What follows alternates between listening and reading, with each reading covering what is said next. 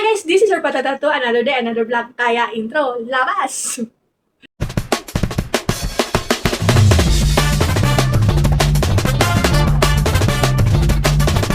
Welcome back! Kung bago lang kayo sa aming YouTube channel, please subscribe and click the bell button para updated kayo sa mga kalot natin sa buhay! So, happy lang ako kasi pang tatlong vlog na to for this year. So, before mag-end ang year na to, nakapag-vlog pa tayo ng isa. And hopefully, makapag-vlog pa tayo, okay? So, this vlog, so uso to ngayon, yung parang achievement cake ba yun? Ano ba yung tawag doon? So, kuha tayo ng cake sa pamangkin ko kasi birthday niya. So, okay na yan, di ba? Malit lang. Malit lang kailangan natin kasi kahit malit lang yan, balikan natin yung mga bagay na ikaka-thankful natin for this year. So, ang dami kong inisip, ang dami kong nakapag-isip. So, ang dami kong talaga. So, paano ba? Ano ba talaga yung mga achievement ko for this year? So, yung achievement ko for this year, hindi siya yung like material na achievement or yung sabihin mo, nakapagtapos ako ng ganyan. Hindi wala. Ano man? Gusto mo, Luis, anong plano mo sa master mo? Yung ganun ba? But, sana naman tayo nababat pa. So, ito yung mga napili kong achievement kasi feel ko, ito yun, anong mini-make ng year 2025 sa akin. Mag-2024 pa sana ako. So, ito yung year 2025 na masabi ko, biggest achievement ko. So, random lang tayo sa pagpili. So, kumuha tayo ng dito. So, random lang tayo sa paano to kasi wala ko na bang sasawag. Kawag lang muna tayo. Okay, so yung first, so random siya. So, dapat hindi ko sure pwede basahin. So, yung first is bonding with the family. So, yun nga. Lagay muna natin. Bonding with the family. So, as you can see, hindi naman po tayo lumaki na mayaman. So, thankful ako for this year kasi nga, may mga oras kami na, uy, punta tayo ng ganito, uy, punta tayo ng ganyan. So, nakakapunta na talaga kami. Parang, isa to sa mga pinagpa-pray namin noon. And I know, di ba, pag kayo din, pinagpa-pray nyo din to noon, pinipray nyo din to noon na one day, madala nyo din yung family nyo sa bagay na, o sa lugar na gusto nyo puntahan, magkain kayo, kahit simple lang kayo, magkain kayo ng Jollibee or whatsoever saan kayo pupunta. Parang, small things, na yun, masaya na tayo kasi noon hindi natin yan nagagawa. So, isa yun sa mga biggest achievement ko ngayon kasi hindi mo siya achievement kasi hindi ka, nag-explain na naman tayo, like, hindi ka naman siya, iba kasi yung achievement na eto talaga dapat itong gawin mo. Yun parang happy lang ako kasi nakakapag-gana na ba kami. So, bonding with the family. Next. Second, we have, okay, so dapat ito talaga yung first, pero random nga, kay Lord. So, alam ni Lord, wait, tabingi na siya, wait. Alam ni Lord, anong nangyari sa akin ever since the world began. So, I'm so thankful na hanggang ngayon, minubuhay pa rin ako ni Lord. Ano bang purpose niya sa buhay ko? Sa buhay ko. I mean, I know anong purpose niya. I mean, ano ba yung purpose ko sa life?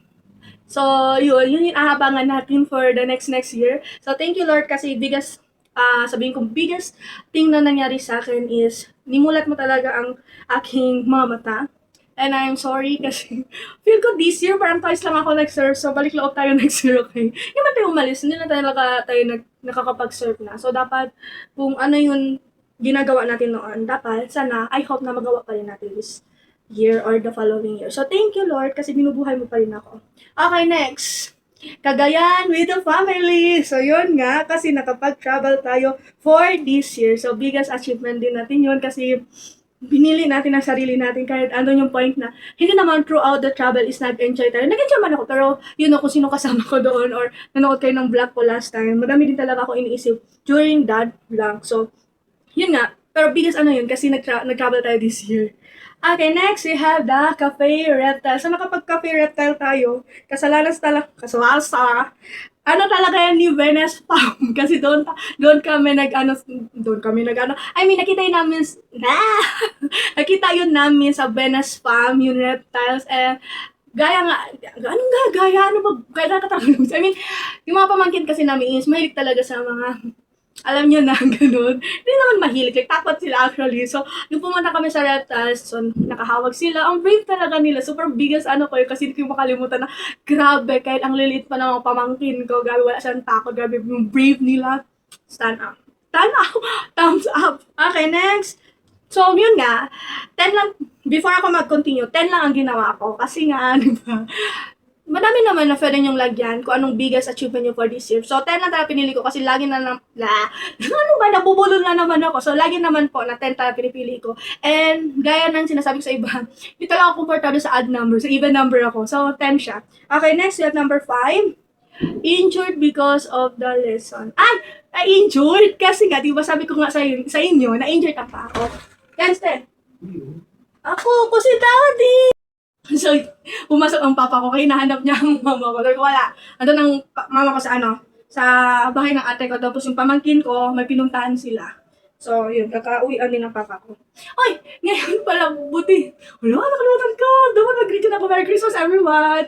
Okay, so next, yun nga, yung na-injured ako. Actually, hindi siya like biggest flex talaga. Kasi hanggang ngayon, injured pa rin ang paa ko. Sinubukan ko maglakad last time sa town and namaga lang siya ko. So, try ko muna mga ilang days na anuhin to, hilutin ko muna. Pag hindi talaga kayo pa-explain na natin, huwag na tayo matigas sa ulo, no? Okay, so yun nga, dahil sa injured na to, may mga natutunan ako. Alam nyo, those people who matters really put an effort talaga na kamustahin ko. And ayun, parang happy lang ako kasi na alam ko na kung sino yung mga tao na ita-treasure ko, yung mga tao na alam ko pala na concern pala sa akin. Ay, okay, so yun. Ang biggest anong ko pa yung na-injured ako. Wait lang, kasi half lang kasi yun, cake. Okay, next. Okay, next, give. So, give. So, yun nga, sabi ko nga sa inyo last time sa vlog. Masaya na ako ngayon kasi noon naghihintay lang kami na bigyan kami ng gift ng mga auntie namin, gano'n. So, happy na yun kami. Family namin, nagbibigay ng gift ngayon. Parang kami na yung nakakapagbigay ng gift. Kahit small gift lang. So, happy siya kasi parang from the, parang hard work mo na talaga yun. So, nakakapagbigay ka ng ngayon. Okay, next. So, next we have long hair. So, long hair. So, kung napansin nyo, medyo dry ang hair ko ngayon. Kasi nga, pinakulay. Kinulayan ko yan siya ng red na mahogany. Wait lang, i-ano ko. Para klaro. So, yun. So, syempre, pag kulayan mo yan siya, magdadry yan siya. Tapos, sabi ko, pag hindi ko bet ang color, edi iba-black ko. May black ako dito. Saan na ba yung ano ko? Hindi ko mahanap. Saan ko nilagay ang black and yung shampoo ko. Mag-espol. Endorse pa tayo. So, ang gamit ko pag nagkakulay ako ng buhok. So, ngayon, bumibili na talaga ako sa Watson. Glams ata yun ang pangalan. So yun nga. So, bakit siya biggest ko, na hindi ko siya kinat this year? Kasi, ako kasi yung tipo na tao na pag sobrang down, as in yung betrayal, lahat-lahat, kinakat ko ng hair ko. And this time, parang, so thankful lang kasi mahaba na siya at hindi ko siya kinat. Pero, good job din, Luis. Good job.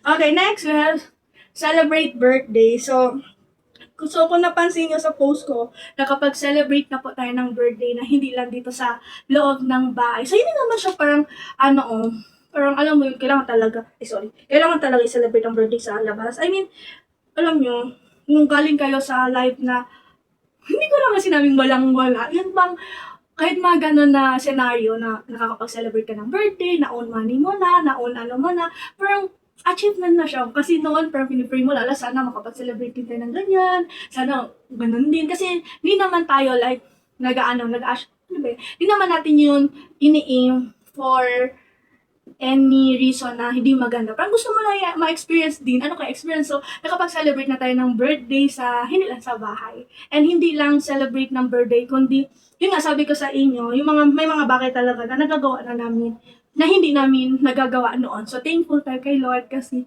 binibigyan pa rin tayo ng ganito. Okay, so, last 2 na siya. So, ano to? Oh, okay. This is January 1 tradition. So, thankful ako. So, biggest ko din to. Kasi hanggang ngayon, nagagawa pa rin namin yung tradition namin every January 1. So, every January 1, nag-family reunion yan kami. Yun, hindi ko plan. And until now, kahit wala na ang lola ko, may mga wala na, may mga nadagdagan naman. Tapos, continue pa rin siya and hopefully, continue pa rin siya this January 1 for 2026. So, may mga tradition pa rin talaga na nagagawa namin na masaya ako kasi nung po ako na yun ang ginagawa namin. So, happy lang. Kahit ang daming nagbago, ang daming iba, ano pa rin yun, tradition namin na hindi natatanggal pa. So, yun lang. Baka yung mga next generation, baka gusto nyo kayo na no? I mean, syempre, tumatanda na tayo. Gusto din natin na tayo din yung charing lang. Hindi. Pero, sige lang. Time will come na maging ready din sila. Gaya na, pagiging ready namin na sila din ang sa January 1. So, happy lang ako kasi until now is ginagawa pa rin yan namin. So, last but not the least, moving forward, oh my God, ito yung last na sinulat ko. So, moving forward, for this year, so happy lang ako after ko na-grants, parang ang gaan ng pakiramdam ko and yun nga, sabi ko nga sa inyo, yung self-pity talaga, iba talaga siya pag, wait lang, ayan ako lang. Yun, self-pity pala talaga. Kung maramdaman nyo na pala yung self-pity nyo, iba na pala talaga, no? Parang ikaw na mismo magsasabi sa self mo na ano man, anong gagawin mo for this year, continue pa rin. So, yun. So, nagtatapos na ang ating, ano man tawag? Tawag dito yun, yung achievement natin for this year. So, madami pa tayo yung gusto ipa-thankful, pa-thank kay Lord na na-experience natin for this year. But, siguro nasabi ko naman lahat dito. And aside from that, syempre, thankful tayo kasi healthy tayo, healthy yung mga loved ones natin. And, always love lang. So, syempre, kainin natin dito. Ano naman, nitapon na natin, di ba? Kainin natin kasi achievement natin to. So, one bite lang. So, cheers for the next year and next achievement in our life. So, yun lang po. Sorry. Yun lang po. Nakapag-enjoy po kayo sa aming vlog ngayon. And sana sana naisipin nyo din, ano kaya yung biggest achievement ko for this year. Kahit mo nyo na i-vlog. Kahit i-write nyo na lang. As in, after nyo isulat, parang ma-miss kayo na kahit kahit ano pala yung nangyari for this year na good or bad. Parang masaya ka kasi marami ka palang na-experience na noon, mini-wish mo lang. So, yun lang. So, see you in our next vlog. Don't forget to smile, be positive, always pray, and bye-bye!